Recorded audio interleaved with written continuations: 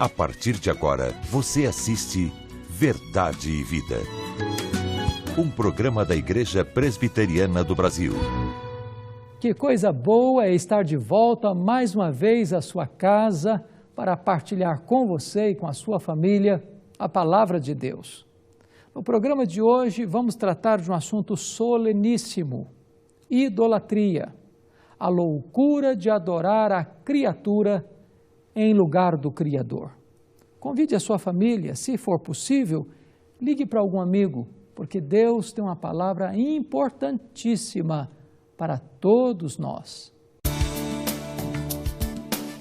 Verdade e Vida, uma palavra de esperança para um mundo em crise. Quero dizer da minha alegria, meu contentamento em ter mais uma vez a nossa amada irmã Ana Maria Prado, presidente da Confederação Nacional da SAF.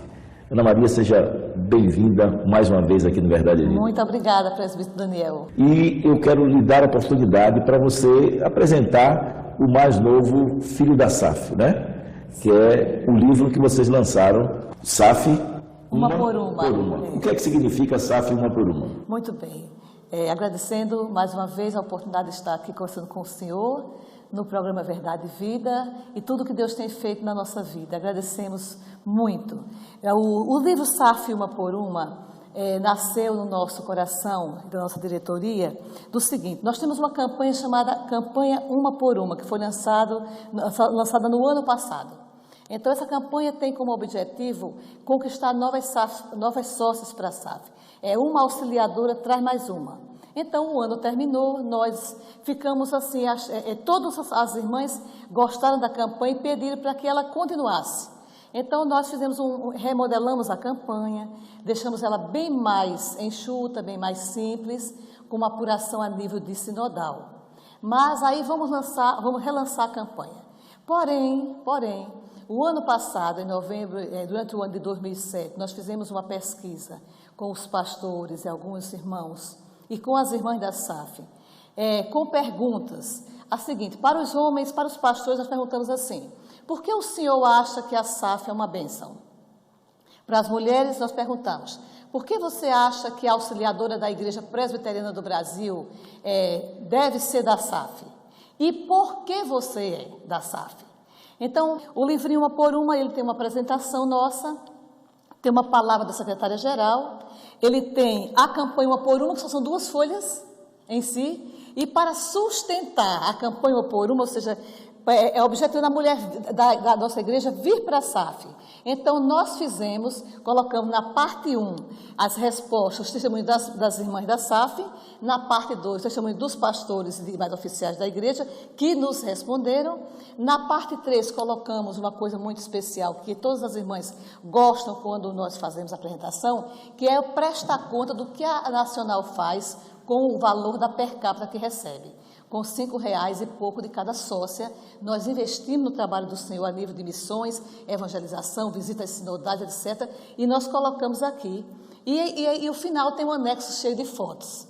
E aí partiu a ideia de fazer um livrinho SAF Uma por nós organizada, mas que objetiva em primeiro lugar, glorificar o Senhor, né, honrar o nome do Senhor, agradecer ao Senhor pela vida da SAF e, em segundo lugar, fortalecer o ideal de servir a Deus na SAF.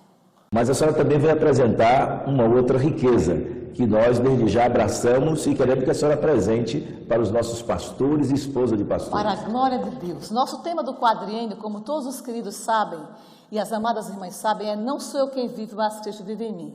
E temos 6 subtemas, dos quais um deles é vivendo em Cristo e servindo aos seus profetas. E dentro desse contexto, nós procuramos criar alguma coisa a nível nacional, até porque para que as irmãs também vejam a nível nacional o que é feito e também façam isso em suas regiões, em suas SAFs, em suas federações, em suas sinodais. Isso aqui vai ser um encontro promovido para pastores e esposas. É um encontro, vai ser o primeiro encontro a nível nacional, é um encontro que objetiva trazer assim tudo para que nós podemos fazer para os pastores. Assim, em matéria de palestras, são pastores que vão palestrar, para as esposas, também uma forma deles descansarem um pouco, receberem alguma coisa de nós diante de tanto que eles nos dão, né? É um reconhecimento. Então, as SAFs estão assim animadíssimas em incentivar o seu pastor e a esposa do pastor a estarem presentes. Vai ser de 13 a 16 de maio de 2013, em Caldas Novas, em Goiás, na rede de hotéis de Roma. São hotéis muito bons, piscinas climatizadas, eles vão poder ficar à noite descansando, conversando na piscina, tomando banho à noite. Vai ser um encontro bem tranquilo para eles. E nós temos alguns preletores, podemos ter mais alguns, mas nós temos aqui já alguns esquematizados. O reverendo Roberto Brasileiro da Silva, o nosso muito digno presidente do Supremo Conselho da Igreja Presbiteriana do Brasil, o reverendo Vadislau Martins Gomes, a sua esposa Elizabeth Gomes, né, para falar para as senhoras, para as mulheres, o reverendo Guilhermino Cunha, que dará assim, uma palestra de matéria administrativa, por formação administrativa com relação às coisas da igreja, o reverendo Valdeci Silva, que o senhor também conhece, e o reverendo Hernando Dias Lopes, o nosso também querido reverendo. Isso não quer dizer que vai terminar aqui essa relação, porque nós já estamos pensando em algumas coisinhas, mas no geral vai ser isso aqui. Então, é uma oportunidade grandiosa, nós queremos assim, nosso sonho é termos no mínimo 1.000 pastores presentes, não é? E eu quero, enquanto programa Verdade e Vida, desafiar os conselhos das igrejas para que mandem o seu pastor e a esposa do pastor. Temos muito tempo ainda, 13 a 16 de maio, você vai dar esse presente ao pastor e à esposa. Então, cada conselho, eu sou presbítero também, leve essa matéria para a próxima reunião do conselho, para que comece a pagar desde já, e assim termos pelo menos 1.000 pastores e 1.000 esposas ali em Caldas Novas, de 13 a 16 de maio. Para a glória de Deus. Minha irmã, eu queria que a senhora deixasse, terminando assim a nossa entrevista, a sua palavra aqui aos amigos telespectadores, deixando uma mensagem de fé e de esperança para o povo brasileiro. Nós queremos dizer que nós, como auxiliadores da nossa Igreja Presbiteriana do Brasil, nós temos no nosso coração o ideal de servir a Jesus. Queremos dizer àqueles que servem a Jesus e àqueles que ainda não tiveram encontro especial com Jesus. Vale a pena servir a Jesus. Vale a pena dedicar tudo que nós temos, tudo que nós somos, a primazia do nosso tempo, do nosso talento, ao serviço do Senhor. Porque o Senhor é a razão principal da nossa vida. Ana, muito obrigado Eu agradeço em nome de todas as mulheres presbiterianas da SAF, nesse imenso país, mais uma vez, a sua delicadeza em nos convidar. Tá bom, e eu agradeço também a parceria vitoriosa da nossa Confederação Nacional de SAF, elegendo em cada SAF uma representante do Verdade e Vida. Uma divulgadora. Para que possa estar levantando os recursos e assim a gente se tornar autossustentável. Se Deus quiser. Muito obrigado, Deus abençoe ricamente, leve um abraço à sua esposa, à sua família, né? E vamos com essa SAF aí em frente. Mais de Cristo a cada dia. A cada dia. Por enquanto, nós vamos essa mensagem musical logo após. A mensagem que Deus preparou ao seu coração através do reverendo Hernandes Dias Lopes. Verdade e Vida. A palavra de Cristo para uma vida melhor.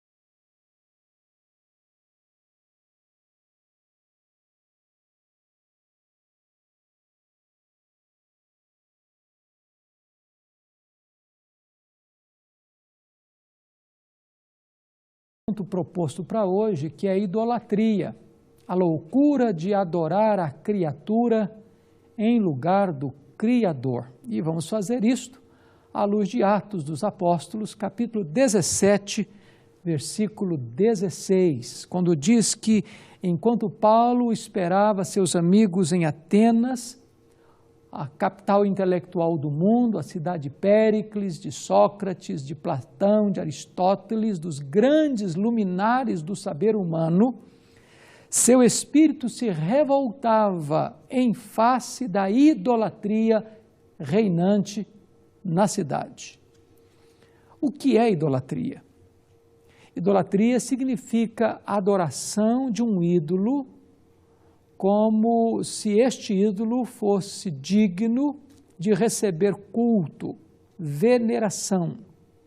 Então se prostra diante de um ídolo, de uma imagem feita pelo próprio homem, e se presta a esta imagem homenagem, veneração e culto. E isto a Bíblia diz que provoca a ira de Deus, isto é abominação para Deus, isto traz consequências dramáticas para aquelas pessoas que se enveredam por este caminho. É muito importante entender o que a palavra de Deus diz sobre o assunto. E os 10 mandamentos já começam no seu prelúdio com os 2 primeiros mandamentos, combatendo esta ideia. O primeiro mandamento diz: não terás outros deuses diante de mim. Só existe um Deus. E só Deus é digno de receber honra, glória e louvor. Portanto, prestar culto a qualquer outro ser que não Deus é um pecado de transgressão do primeiro mandamento da lei de Deus. Mas o segundo mandamento diz: não farás para ti imagens de escultura, nem no que há no céu, nem no que há na terra, nem no que há no mar, nem no que há embaixo da terra. Ou seja, eu não posso fazer imagem de escultura, nem de Deus, nem de Cristo, nem do Espírito Santo, nem dos anjos, nem dos homens, nem dos demônios, nem dos animais, nem dos voláteis, nem dos peixes. Ou seja, nenhuma criatura pode ser objeto da nossa adoração. Nenhum objeto, seja um anjo, seja um ser humano, seja um animal, pode receber culto do povo que Deus criou para o louvor da sua glória. Portanto, a idolatria, que a veneração de imagens, é uma quebra do primeiro e do segundo mandamentos da lei de Deus.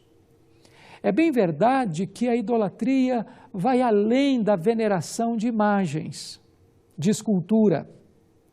Você pode adorar a você mesmo, você ser um ego idólatra. Nós estamos vendo hoje a idolatração do homem. O dinheiro pode ser um ídolo. Jesus Cristo disse que o dinheiro é Mamon, é um Deus. E no altar de Mamon, muitas pessoas vivem e morrem. Muitas pessoas se matam. Muitas pessoas são assassinadas. Muitas pessoas se corrompem e são corrompidas. O prazer pode ser um ídolo.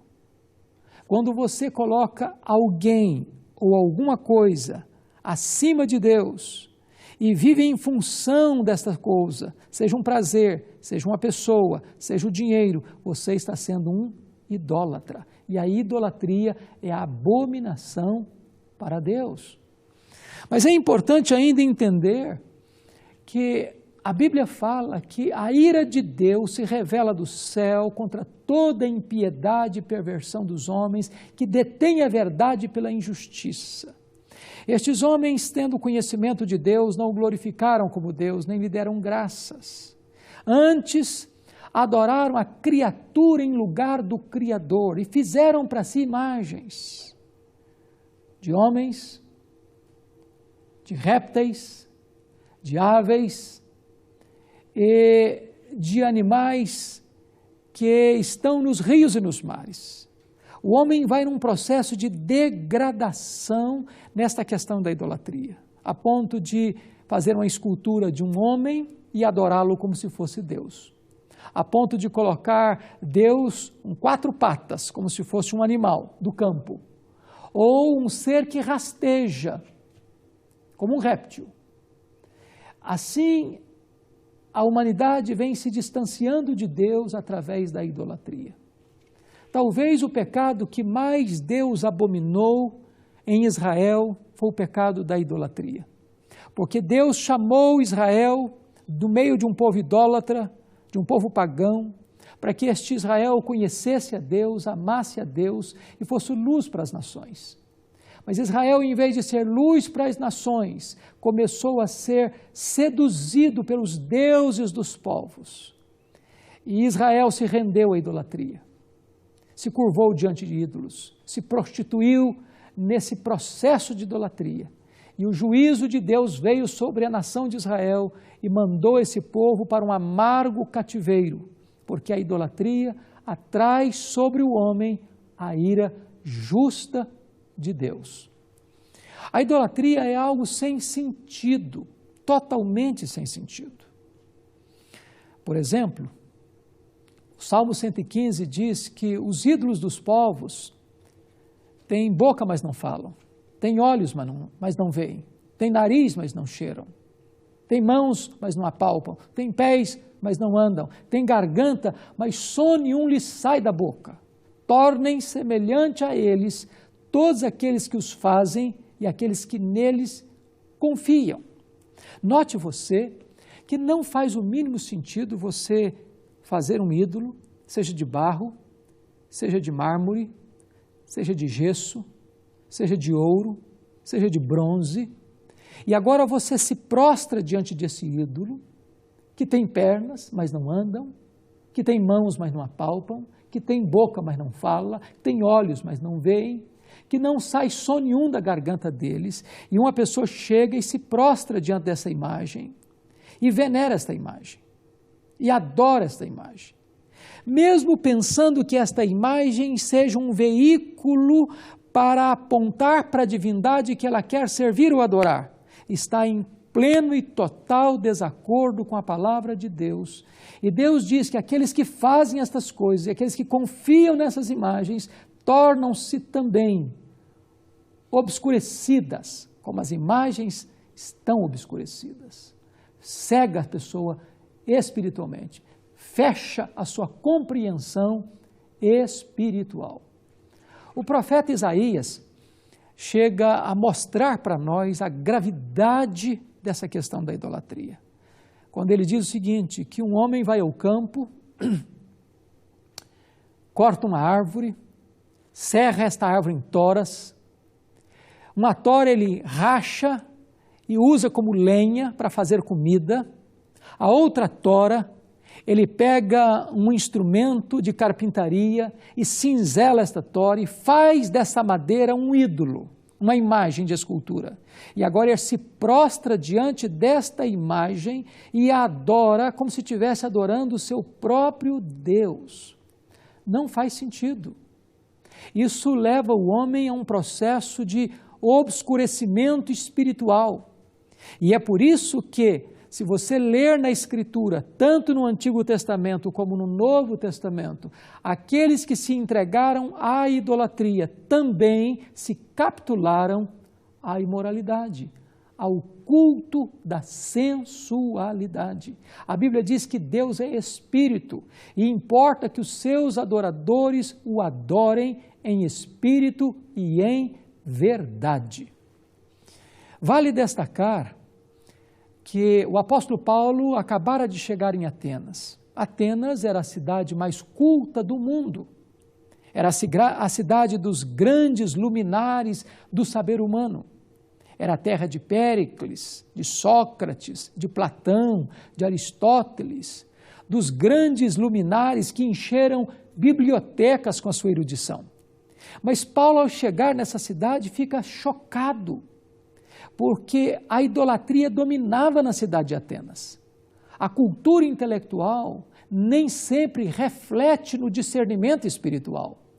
Aquela cidade bafejada pelo conhecimento estava imersa num caudal de ignorância e de cegueira espiritual, a ponto dos estudiosos afirmarem que em Atenas havia mais de 30.000 estátuas dedicadas aos deuses. Para cada pórtico, para cada templo, para cada monumento, havia uma divindade. E com medo de que essas divindades, criadas por eles e também iracundas, porque criadas à imagem e semelhança do próprio homem, pudesse puni-los, os atenienses ergueram em Atenas um altar ao Deus desconhecido. O verdadeiro Deus eles não conheciam, não obstante terem muitos deuses, muitas imagens, a despeito da idolatria. Paulo diz que o seu espírito ficou revoltado contra aquela situação de idolatria reinante na cidade. E Paulo chegou a dizer que Deus não habita em templos feitos por mãos humanas.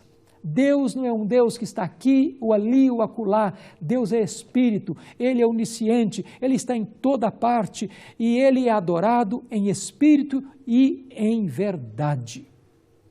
É curioso porque o Brasil tem como sua protetora, padroeira, Aparecida do Norte. E é um fato histórico, conhecido de todos os brasileiros, que a imagem foi descoberta por pescadores no Rio Paraíba do Sul, em 1717. É importante entender o seguinte, que nós não podemos chamar de protetora, de guardadora do Brasil, uma imagem que foi pescada dentro de um rio no século XVIII. A Bíblia diz que feliz é a nação cujo Deus é o Senhor. Se você que está me assistindo, mesmo sendo sincero, mesmo tendo pureza d'alma nesta busca ou nesta devoção às imagens, eu recomendo a você, leia a Bíblia, estude a palavra de Deus, veja o que Deus ensina sobre este assunto, veja o que a palavra de Deus tem a dizer para o seu coração, para perceber que o caminho da idolatria é um caminho que não agrada a Deus, que entristece o Espírito Santo de Deus e que atrai sobre nós a ira de Deus. A Bíblia diz que a nação precisa se voltar para Deus. Deus é o reto juiz. Deus é aquele que é a fonte de todo o bem, é Deus que dá a chuva, é Deus que dá o sol, é Deus que preserva a nossa vida, é Deus que nos cumula de bênção, é Deus que faz com que todas as coisas aconteçam para o nosso aprazimento.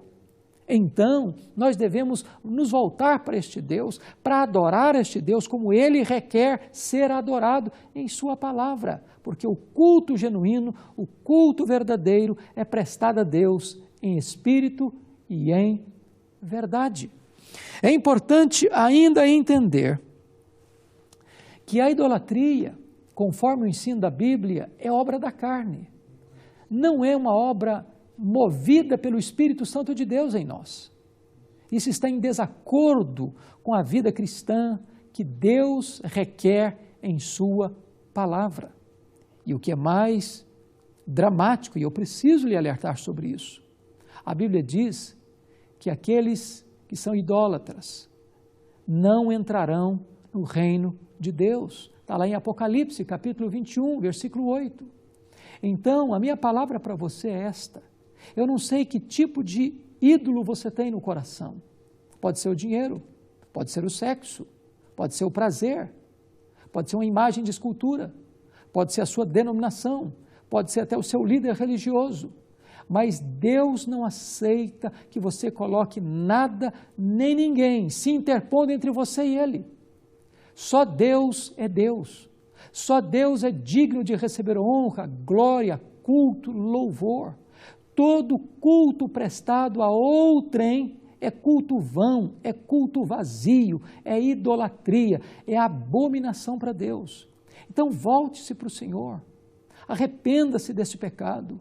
Converta-se ao Senhor, adore a Deus, entregue o seu coração a Jesus, prostre-se diante do Rei da Glória enquanto é tempo, para que Ele perdoe os seus pecados, para que Ele dê a você a vida eterna, para que você receba dEle o presente da salvação e você possa adorá-lo com alegria, com entusiasmo, com sinceridade, mas com verdade, em espírito e em verdade. Deus abençoe a sua vida. Deus abençoe o seu coração, Deus abençoe a sua família, Deus abençoe o Brasil. Vamos orar. Onde você está, curva sua fronte, fale com Deus.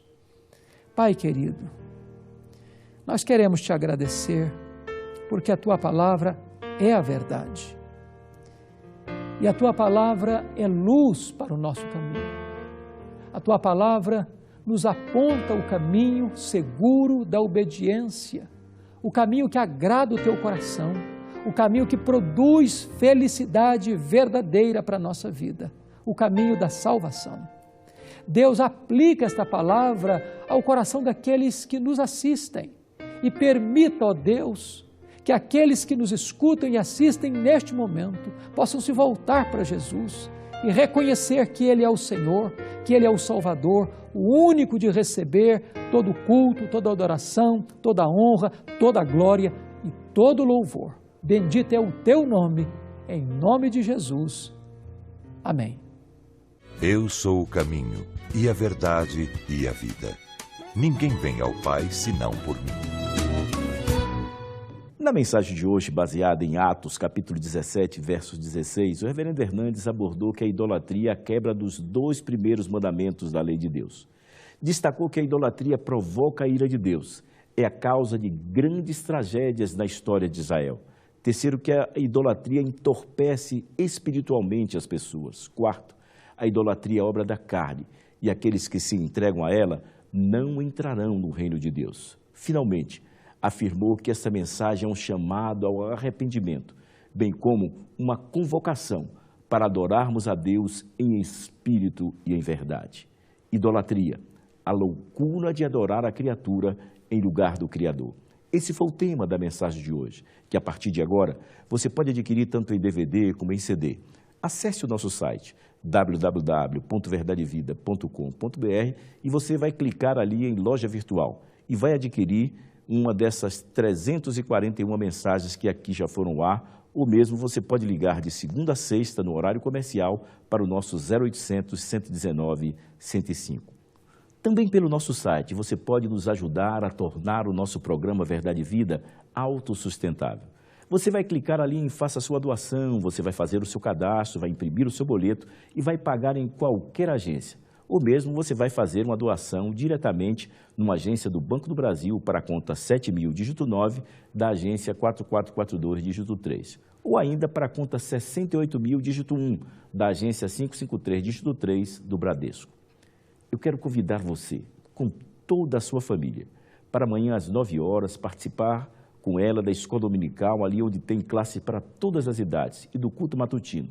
E à noite, às 18 horas, do culto vespertino. Você vai dizer ao pastor da igreja que você é um convidado especial do programa Verdade e Vida e você quer conhecer mais acerca da Palavra de Deus.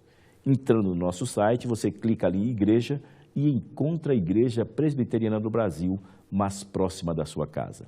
Famílias, palco das lágrimas e alegria.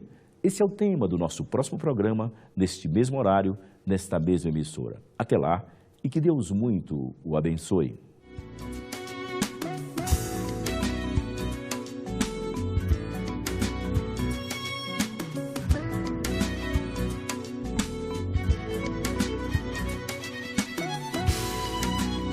Verdade e Vida. Um programa da Igreja Presbiteriana do Brasil.